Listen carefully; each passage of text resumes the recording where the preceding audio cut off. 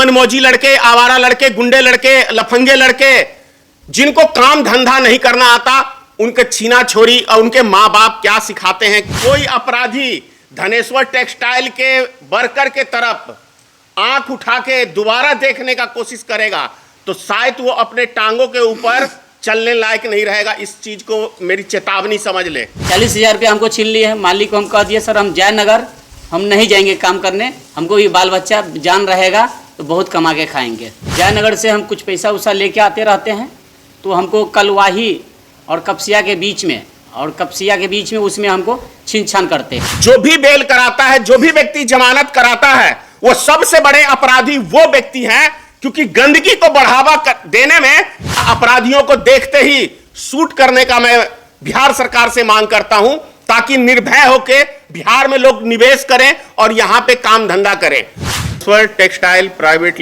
Limited company जो यहां मधुबनी जिले में खोली गई है, जहां से आप लाइव देख रहे हैं, इसी कंपनी का सेल्समैन है संतोष चौधरी बगल में। ये मेरा सेल्समैन है और हर बुधवार के दिन जयनगर जाता है बीट के ऊपर ऑर्डर लेने, पेमेंट लेने। पिछली 4 बारी इसके साथ कलवाही और रहिका के बीच में इसके साथ मारपीट, छीना, करीब 40,000 रुपये इससे छीन भी लिए गए हैं।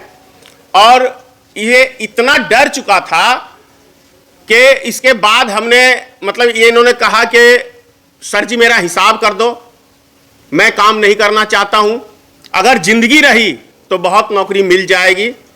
तब हमने प्लानिंग किया कि नहीं, उस अपराधियों को सबक देना है और उसको पकड़ के प्रशासन के हवाले करना है।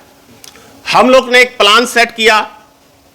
इनको मैंने कहा कि आप मोटरसाइकिल से आगे चलिए और हम आपके पीछे, आपके ऊपर नजर गड़ाए हुए रहेंगे। यहां से हम लोग जयनगर गए, जयनगर तक कोई नहीं मिला। उधर से लौटते समय जयनगर से कलवाही रुके वहां ऑर्डर के लिए, और एक पार्टी के पास पेमेंट था तो हम लोग दूसरी जगह चले गए। शाम हो गई, अंधेरा हो गया, कलवाही आए। वहां से हम लोग करीब 6 बजे वहां से निकले। दुर्गापुर के समीप जर्किंग बना हुआ है हाईवे के ऊपर। ठीक जर्किंग के पास 2 मोटरसाइकिल वाले सवार, दोनों गाड़ी पे 2-2 व्यक्ति, इसको जर्किंग के ऊपर ही घेर लिया, एक आगे एक पीछे से। और हम लोग दूर से देख रहे थे और इससे पूछने लगा कि बैग में क्या है, दारू है, दारू है। तब तक हम लोग ने उसको, ये घबरा गया और चिल्लाने लगा तो वो लोग सावधानी होकर भागने लगे। स्कॉर्पियो से हम पीछे थे, दोनों मोटरसाइकिल वाले को साइड मारे और वो मोटरसाइकिल दोनों के दोनों गिर गए। लेकिन जब तक हम लोग उतरते उतरते एक मोटरसाइकिल वाला गाड़ी को घुमा के भागने में सफल हो गया, दूसरा भी भागा, लेकिन वो कीचड़ में जाके आगे स्लिप करके वहीं पे गिर गया। उसको एक को पकड़े, दूसरा भागने में उसके साथ जो था कामयाब हो गया। ये दुकान में अपने बचाव के लिए, वहीं पे एक दुकान है, उसी के रिश्तेदार का उस दुकान में, वो ऐसा पता चला हमें कि थाने के माध्यम से कि वो उसी के दुकान, पप्पू नाम का दुकानदार है, उसके पास वो चाबी भी छोड़ा अपने मोटरसाइकिल का, जो कि वहां तब जानकारी नहीं मिली। और उसको हमने रहिका थाना के हवाले किया, जो अभी सलाखों के पीछे है। अब सवाल ये उठता है कि आखिर ये घटनाएं हो क्यों रही है, और बिहार के अंदर कोई उद्योगपति या कोई व्यापारी क्यों नहीं आना चाहता है यहां व्यापार करने के लिए, जिसका जरिया है यहाँ का लोकल, कहे मनमौजी लड़के, आवारा लड़के, गुंडे लड़के, लफंगे लड़के, जिनको काम धंधा नहीं करना आता, उनके छीना छोरी और उनके माँ बाप क्या सिखाते हैं पता नहीं, मैं नहीं जानता। लेकिन अपराधियों के लिए नीतीश कुमार सरकार से मैं मांग करता हूं कि सख्त कदम उठाएं, क्योंकि इससे हमारा बिहार बदनाम होता है, जिला बदनाम होता है, ग्राम बदनाम होता है, और सोसाइटी तो हमारी खराब होती है। तो मैं मांग करता हूं कि ऐसे अपराधियों को या तो उम्र कैद की ऐसी व्यवस्था सरकार करे, या अपराधियों को देखते ही शूट करने का मैं बिहार सरकार से मांग करता हूं, ताकि निर्भय होकर बिहार में लोग निवेश करें और यहां पे काम धंधा करें। दूसरी बात, जिस व्यक्ति के साथ घटना ये हुई है, ये रहे क्या कहते हैं संतोष चौधरी, और बगल में जो बैठे हुए हैं जिसकी बहुत बड़ी भूमिका है, राजेश कुमार महतो, इनका काफी अच्छा योगदान है पकड़ने में उस अपराधी को। 4 व्यक्ति थे, जिसमें अपराधी जो पकड़ा गया है राजेश कुमार कामत नाम का व्यक्ति, उससे प्रशासन पूछते पूछते थक गई कि 3 व्यक्तियों का नाम बताओ, जिसमें एक व्यक्ति का उसने नाम कबूला जो उसके मोटरसाइकिल पे था, मोहम्मद एहसान करके, जो दो बारी जेल वो ऑलरेडी जा चुका है। तो ऐसे व्यक्ति को इंसाफ चौक का बताया, रहिका का, और वो गाड़ी छीनने के उसमें। मेरे कहने का मतलब है ऐसे व्यक्तियों को जो भी बेल कराता है, जो भी व्यक्ति जमानत कराता है, वो सबसे बड़े अपराधी वो व्यक्ति हैं, क्योंकि गंदगी को बढ़ावा देने में ऐसे व्यक्ति उनको बाहर करते हैं और फिर उनसे उल्टे सीधे काम करवाते हैं। इसका मतलब सरगना ये नहीं है, सरगना वो है जो ऐसे व्यक्तियों को बेल छुड़वाता है, जेल से छुड़वाने का काम करता है और फिर से उसे आजाद घुमाने का काम करता है और फिर वो अपराध की राह पे चलते हैं।